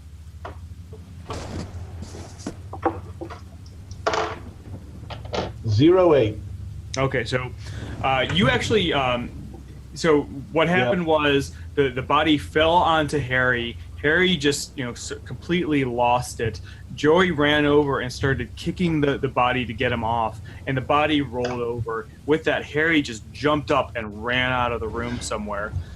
Looking at the body, you can see that this is you actually recognize the body, even though the person's face has been gnawed by rats. He's missing his lips. One of his eyes is gone, and actually his left hand has been removed from something.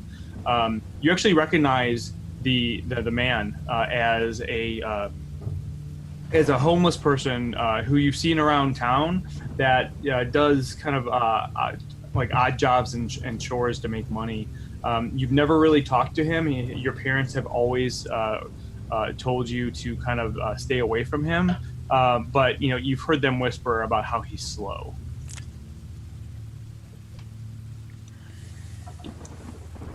So with my sanity failure, but my intelligence pass, wouldn't I still be afraid of the body itself? Oh yeah, you're absolutely still afraid of. Well, I mean, I'm going to let that be up to you. You didn't lose enough sanity to go insane. Only Harry did that.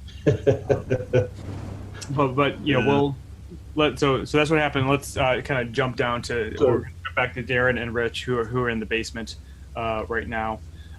Again, you guys are in the bottom of the stairs. It looks like it's a workroom. There are just kind of looking around the room with where the light gives you that you can see. You can see like some plumbing supplies and assorted junk around the room. You also see a coal burning furnace in one corner of the room, as well as bits and pieces of just things scattered around the room. It's pretty much a big mess. You also see in the center of the floor of this room is some metal grating in the floor. It doesn't look like it's a. I'm trying to think how the best way to explain this.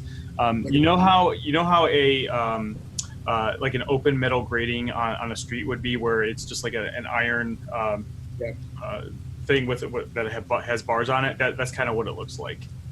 So it's like a drain? It could be a drain, but it's a really large drain. It's like 2 feet by 2 feet. Much larger than any drain that you've seen. That seems like something we should investigate.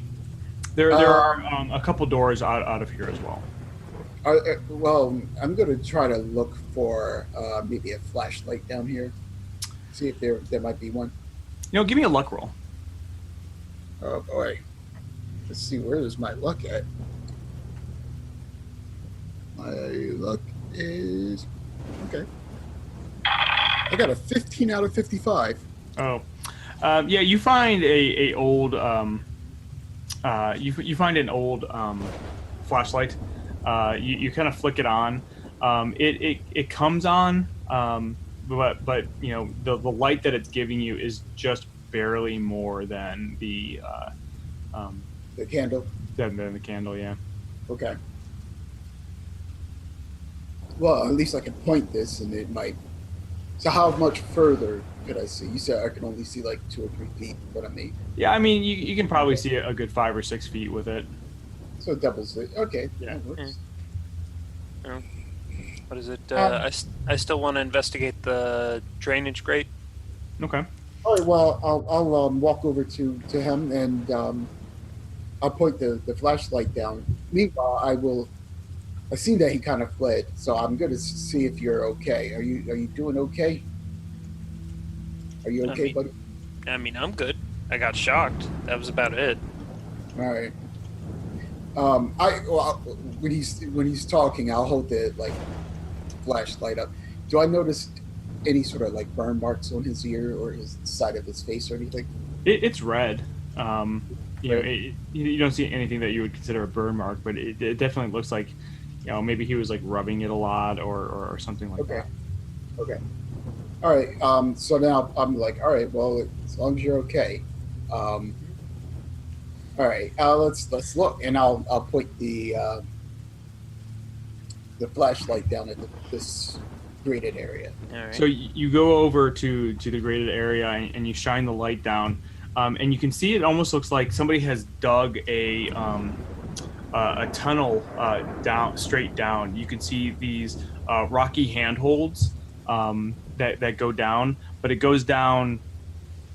You can barely see the bottom of it from there, from down within, you can catch the sight of the scurrying of several rats that kind of move away as you shine it down. All right. So rats down there. Does the grating come off if I try and lift it? What's your strength? My strength is 55. You go to lift it. It's just you can feel it kind of budge a little bit, but you're just definitely not strong enough. Okay, just too heavy.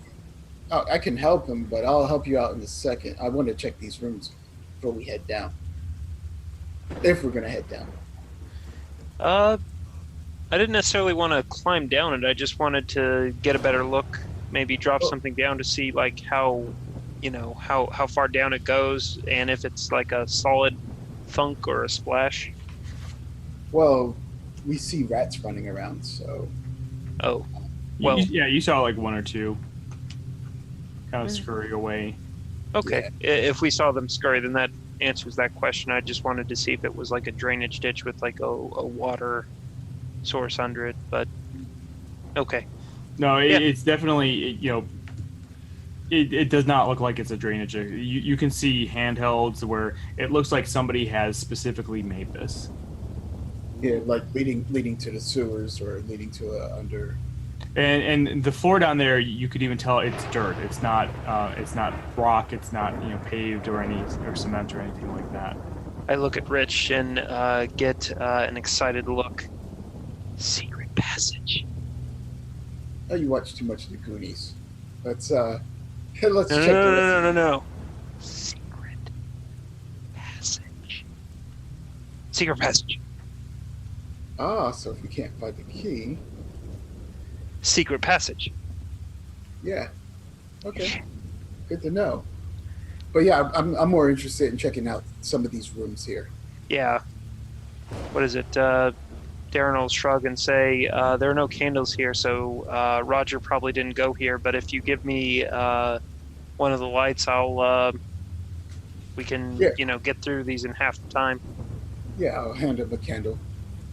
And I'll set the candle that I had on like one of the tables, workbenches or whatever. So we have some ambient light, and then I have my flashlight. He has his candle. Okay. So looking around the room, there are, like I said, there's the furnace kind of in one area. The furnace is pretty large. It's an older furnace. It's one of those that has like one of the big doors that you would open up to throw wood or coal in there. It's a coal burning one. You see, you see two doors. One that leads, what looks like to maybe a smaller room on the opposite side of where the stairs are, and then just to the right of the stairs, you see another a doorway. Both are closed, but both doors are just. When I say they're doors doors in just the pure definition of it being a piece of wood that's hanging on a hinge there. They both don't even have doorknobs. They just have like a something that you could just grab to kind of pull it open. Got you. You said that there was some like loose debris down here as well. Yeah. There's debris all over the floor. Are there any sort of like loose pipes? You said there was like plumbing equipment down here. Oh yeah. You're looking around. You see a couple pipes. Metal, not plastic, right? Yeah. Oh yeah. This is all. They aren't even copper. They're probably Like steel pipes. Yeah. Yeah. I'll grab one. All right. Okay. While he's casting around for a pipe, I'll go to the door to the right. Okay. You go to the door on the right.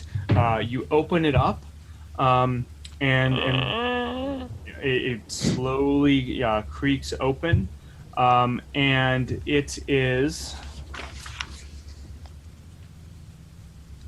What? Yeah, look. Sorry, the thing was a little bit off. Looking at it, it looks almost like a study. Is the best way that you can describe it. There is a sofa in there, some decayed chairs, and several floor-to-ceiling bookshelves. You have the candle, right? Mm-hmm. So shining, looking in there, are you taking a step in to kind of get a better view? The candle really doesn't give you a lot. Do I see anything from the door besides books? You see the sofa, the chairs, and books. And the bookshelves are just filled with books. But this is kind of what you're seeing. A lot of the room is still shrouded in darkness because of right. I gotcha. But if there's nothing that seems interesting in there, Darren's not going to go any further. He's just going to let the door close behind him and be like, "So, what's behind your door?" Okay. I'll check through the left door. All right, so you walk through the other door. Yep. It opens up into a coal bin. The room is just filled with coal that probably reaches up to about halfway on the wall. The room itself is probably maybe like 7 feet long and 4 feet wide. Coal kind of is piled up towards the end of the wall, about halfway up the ceiling, and you can see that it leads to an iron door, a very large iron door. That probably what would happen is the coal trucks would pour the coal in there into the basement. You also see another a doorway to the right of there. Oh, I tell him what I see. I pick up a chunk of coal and I say, my dad said this stuff can like burn forever. Oh yeah, it's probably what they use to light the furnace. Like if Yeah. we have to stay here overnight, you know, when it gets cold, I guess. I don't know. Yeah. At this point, both of you give me a notice stuff roll. Oh my God! All right, so That's a fail. I'm so involved in what we're talking about that I don't hear or notice anything. I got 100. Oh Yeah. wow. Okay. Darren So just doesn't notice things. we will jump back then to back upstairs. Charles, you were. I think you had said that you were going to, take one more look at the body. Correct. I mean, as he's frightened seeing the body, it's the mommy, not as they call asking, but more the fright aspect, and then take it off after the other two. Well, Joey's still in the room with you, at least at this point. Go ahead and Joey is kind of like backing off, like what the, and is planning on once he gets into the doorway, he's slamming the door shut. Okay. Do this, Charles. Give me a spooky stuff roll.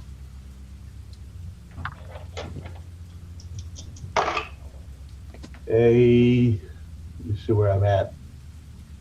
Actually, an extreme. All right. So you are just focused. You're just taking everything into it. Time seems to slow down. And as you're looking at this body, you start focusing on the fact that his left hand is missing. Correct. Looking like that it had been cut off. And you can't remember where you've heard this. Maybe you read it in a book. Maybe you watched it on a movie or a TV show or something. But you remember that there is this thing that witches or warlocks could create called a hand of glory. Where it's basically a magical talisman that's taken from a hanged man. They take the hand of a hanged man, and it can be used to lock or unlock all doors in a house. It could put its inhabitants into some type of supernatural slumber, or just basically give whoever created the talisman control of a house, so long as it's holding a candle that burns. Give me another sanity check. Charles. That passed. All right, so just one from Charles. And with that, Joey, you said you're running out. But Joey said he slammed the door. And Which door? the door closet to door, the body of the the door or the bed, the body fell bedroom into the bed. door. So you're running out and shutting the bedroom door with Charles in it. Correct. Okay. So you do that. You're standing in the hallway. Charles, you hear the door slam behind you. With that, Harry, Hey, wait for me! Where are you? Joey's mind just not being able to process everything. Just like get it something between me and this thing. I don't want to see it anymore. So where are you? Oh, here you go. So Harry, you find yourself, you had run out of the room. You don't, you're just, hyperventilating. You're trying to, catch your breath, and at first you don't know where you are. It's dark. Although your eyes start to adjust. There's a candle, and you're in a room. But all you smell really is just scorched wood. Something damaged by fire. And as you start, kind of coming to your senses, you look around the room and you see that you're in another bedroom. There's a large bed frame. There's a dresser with several drawers and a smashed wooden desk that's against one wall. One of the larger boards from the desk has been kind of propped up against the wall, and you can see bits of a charred curtain that on one side of the wall that kind of in the corner. It looks like somebody at some point had lit it. The door behind you is shut. You know that's all you can see. Other than there's a window on the opposite end of the room. Give me a notice stuff roll.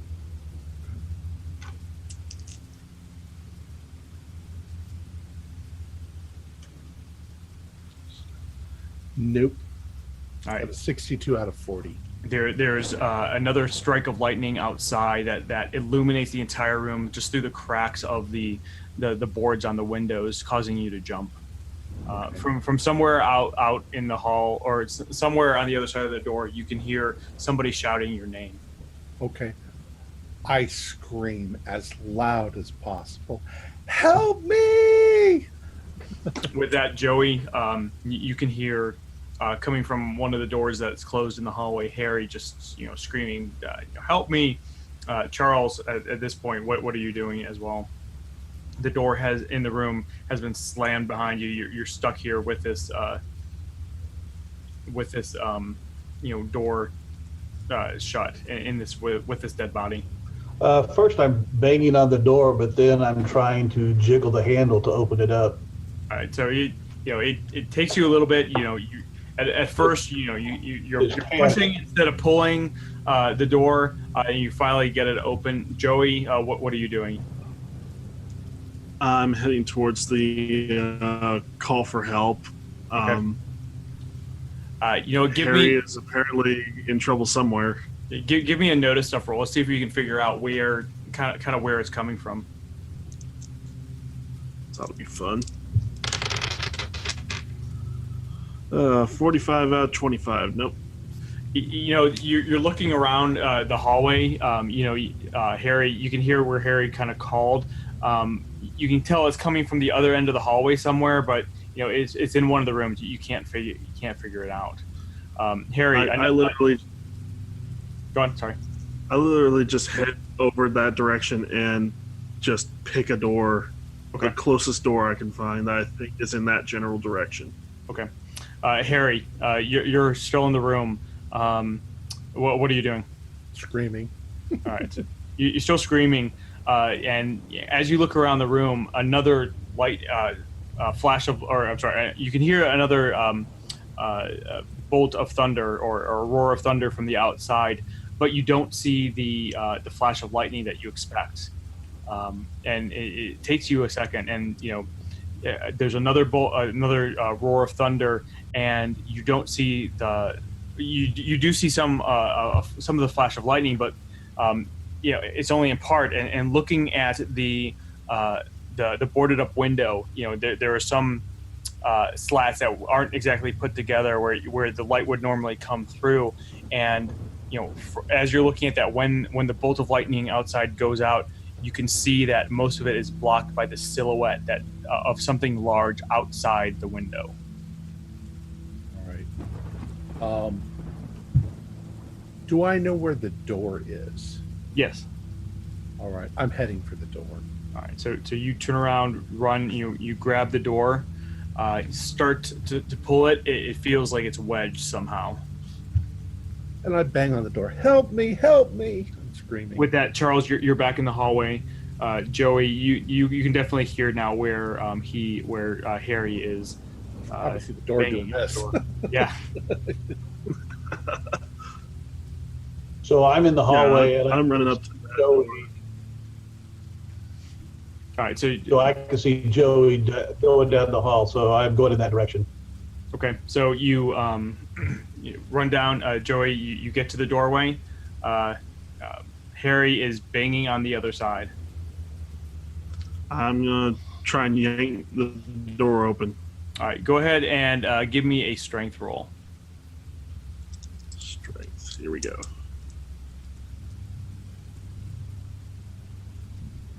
Yeah, you're on mute or something. Who's on mute? Joey? Lost Joey. Try it again. Yeah, we can hear you now. That was weird. My mic cut off for some reason. Yeah. But anyway, I needed to use 1 point of luck, and I would just barely pass. Okay. So you're pulling on it. You have a feeling that Harry on the other side is pulling on it as well, but you're stronger than him. You finally just yank the door open, and Harry, you come flying into the hallway, panicked. Take me home. Take me home now. Take me home. I want to go home. I want to go home. I want to go home. And I grab a hold of Joey. I want to go home. All right. Charles, All you're right, in the hallway by this time as well. Right. We're not going. No more of this We're not going anyway without a key. I'll break the door down Roger. to get this kid out. He's scared shitless. There's a dead body in there. I'm getting us out of here. I'm gonna break the friggin' front door down if I have to. Where's Roger? He has a key. Where is he? You don't see Roger. I don't know. He went to take a piss. I don't know where he went. Bathroom. Let's be in the bathroom. Yeah, bathroom. Let's go to the bathroom. Come on. So Get that asshole to give us the keys. So you start to head down to on the landing. Look in the bathroom. There's no one in there. I'm yelling out, Roger! Roger, where are you? Yeah, there's no response. Shit. Let's go downstairs. Let's go to either the parlor or the kitchen, somewhere down there. Maybe he's down there. Where's everybody else? They were going down to the basement. All right, Tell so me we need to go home. you start to head down the stairs. What order are you guys going in down the stairs? Charles is last because of his slow I'm speed. second. I'm behind Okay, Joey. so Joey, you're in the Joey's lead. first. I'm kind of holding on to Joey. Joey, give me a dexterity roll. Okay. I have an 80 dexterity, and I rolled a 91. So You're going down the stairs. You had made it to the landing. You're starting to go down the stairs to the first floor, and you don't even see this until the last second. This black shape just darts in front of you on the stairs, causing you to trip, and you tumble down the stairs. Harry, you kind of hold on to him a little bit, but he's bigger than you, so you slow him down just a little bit, but not enough to keep him from falling, and you tumble down the rest of the stairs. Take D3 points of damage. Do I tumble also? Because I was holding on to him. All right. Well, then give me a dexterity check for you too. 99. No, you go flying down as well. You just can't keep your balance. Take a D3 points of damage as well. Charles, you just see 3 points. You see both of them go flying down in front of you. You also saw this black shape just kind of dart along the stairs, but it disappeared before you could figure out where it had gone.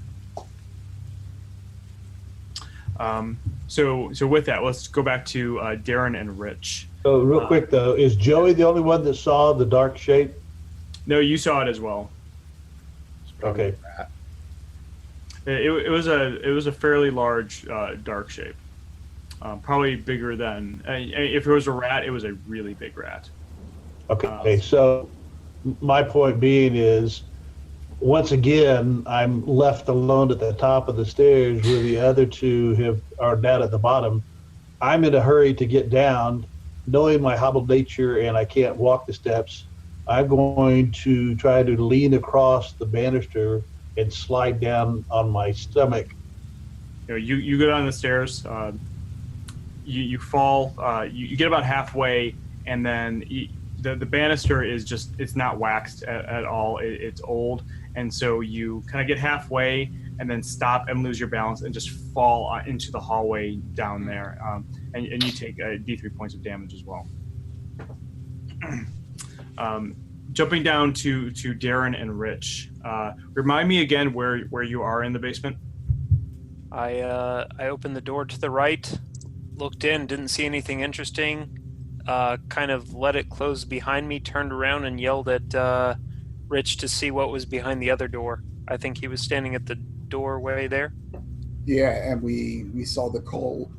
You said that there was another door within that particular room. Correct. So we're going to check that. All right. So, Darren, are you going with Rich? Yeah. Okay. So you open up the side door, and it looks like it's like a basement pantry essentially. Give me 1 second, please. The pantry is filled with shelves of jars that probably at one point in time held like preserves, vegetables, jellies, juices, sauces, all that type of thing. But the shelves now are either tacky or fuzzy depending on where you look, as most of the jars have been destroyed, probably either by vandals or have fallen over time. You can see one or two of the shelves have just kind of tipped over or kind of rotted away from the wall and fallen. But give me a notice stuff roll.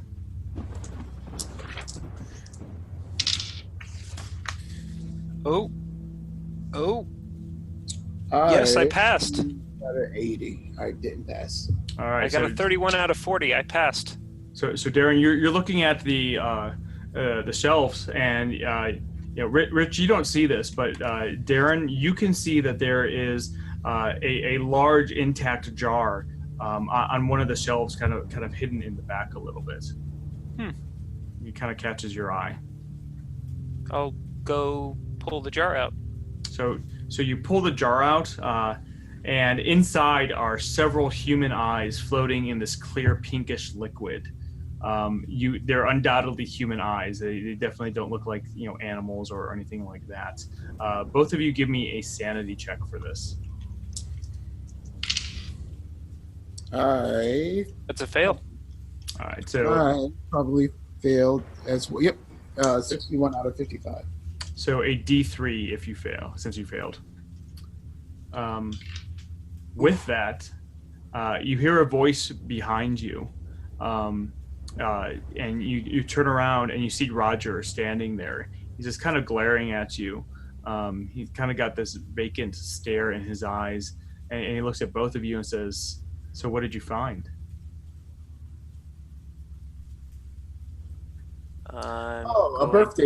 A birthday gift for you. And I hand the jar. Yeah, we're going to totally give him the jar of eyes. You hold it out to him, and he starts laughing, and not just like a jovial laugh or the laugh that he's been doing at you the entire time you've been in this house. It's almost like this cackling, disturbing laugh, and he says, "No, you hold on to that. You're gonna need that where you're going." And from behind him, at that point in time, you notice that his arm has been behind him, and he kind of pulls it out, and he's got this large butcher's knife. He says, "I think you both need to follow me." I've got the pipe in my hand, so... Yeah, what is Roger's dex? Roger has... We wouldn't know that. Traditionally... well, let me ask you, what are your dexes? Okay, I got an 85. If he's pulling a knife, I'm attacking with the bat. And I've got a 50. So I've been having this pipe in my hand. So he pulls out a knife. I'm going to immediately try to bat it out of his hand. All right. So if you both are going to attack him, you both get to go first. Cool. So Darren, you've got an 85 dex, you said? Darren, you've got an 85 dex? Yeah. All right, so yeah, go ahead and go first. What are you doing? I swung with my bat, but I got a 98. You swing with your bat, Roger easily steps to the side of it and swings his. He attacks back and swings his knife at you, but he misses as well. Rich, what are you doing? So I imagine that Darren swung horizontally. I'm going to try to swing vertically from up to down. Okay, go ahead. And I got a 29 out of 35. Oh, nice. So you hit him dead on. Go ahead and roll damage. How much damage would that do? I would say it's the same amount that the bat would do. So how much does the bat do? Says D8 on my sheet. Okay, then use D8. That's fine. Okay.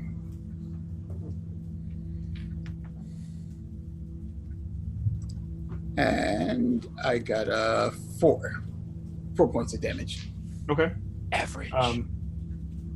So you hit him, and when you hit him, you hit him right in the shoulder, and the pipe, and you can hear the breaking of bone, but it also feels a lot squishier than it should be.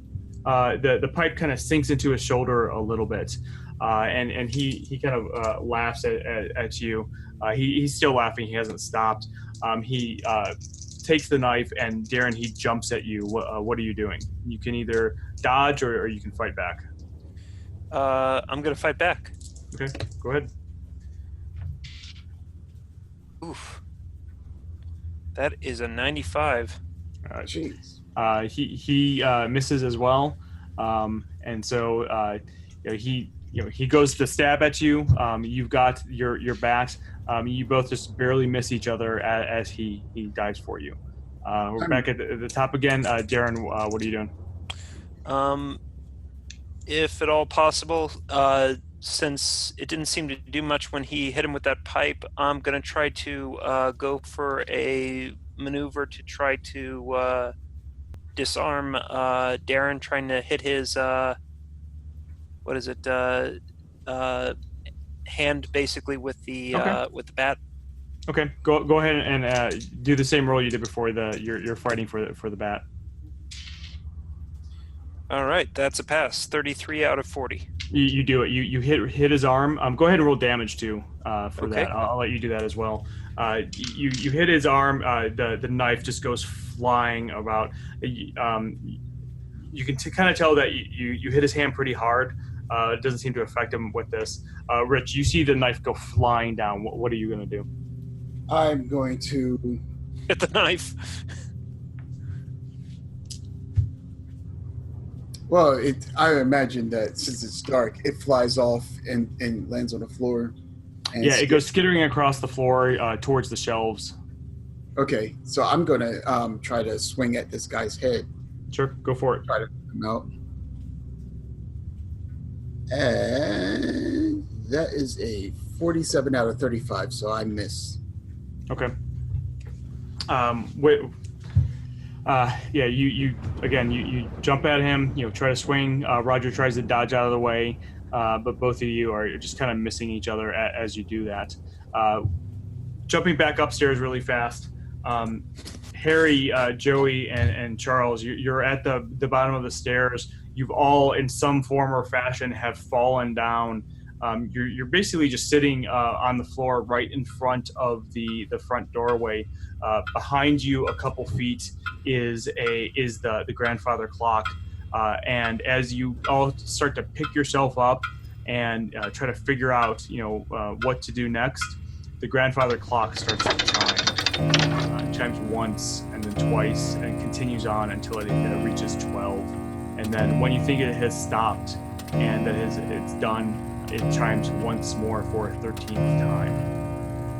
All of you give me a sanity check.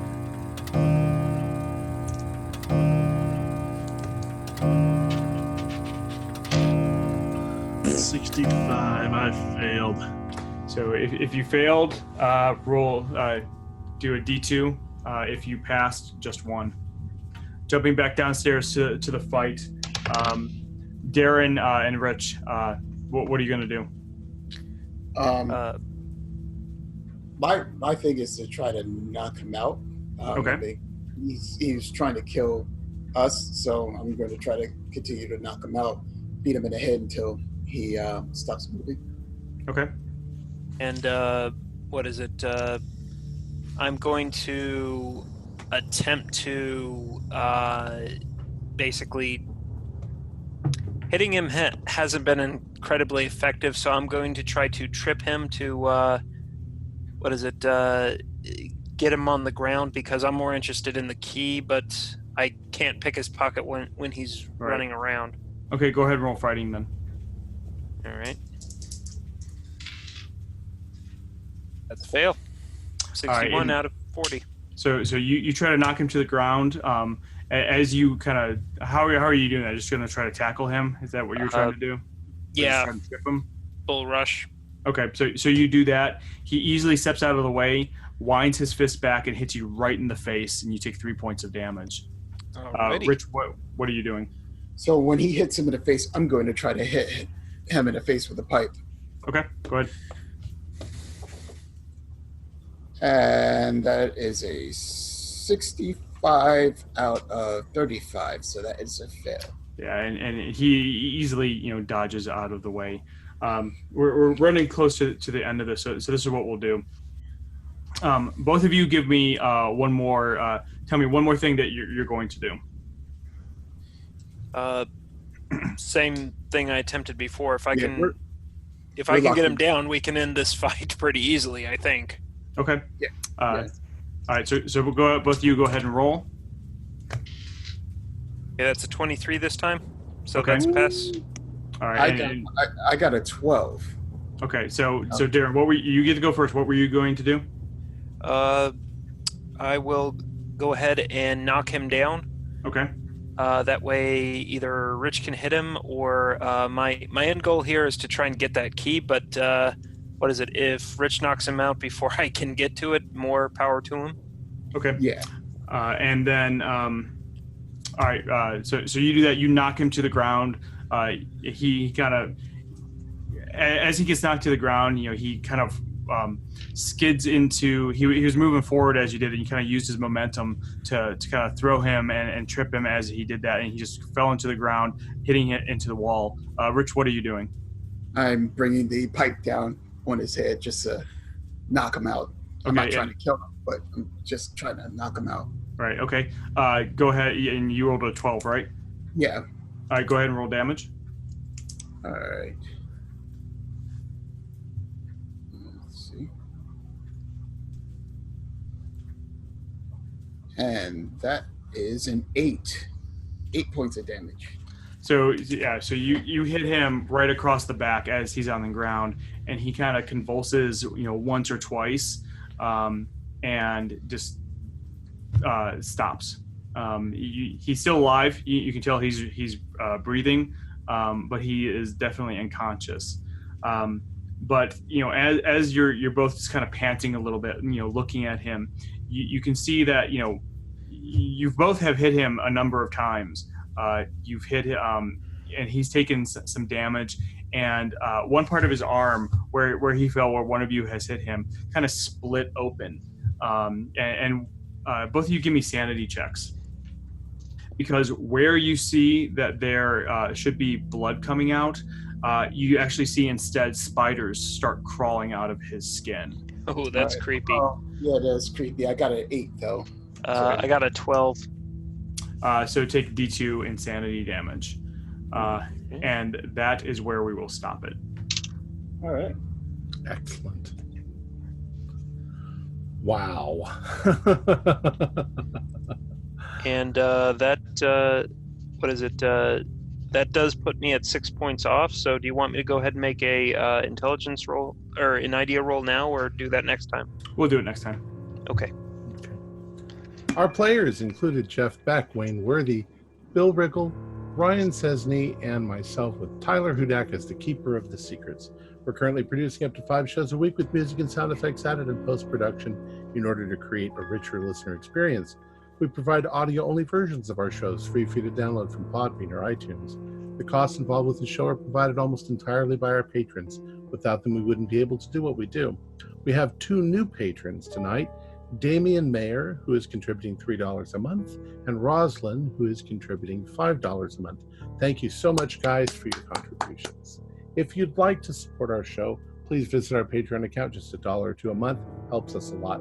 You can find a link in the description below. Like, share, and subscribe to our channel and punch that bell icon for updates on our latest shows. And leave us some comments. We enjoy reading them and answering any questions you might have. This is Tom Rayleigh, together with all the members of our gaming club, inviting you to journey with us once again into the darkness for another adventure into the universe of H.P. Lovecraft and the Call of Cthulhu role-playing game. Until next time, good luck, good gaming.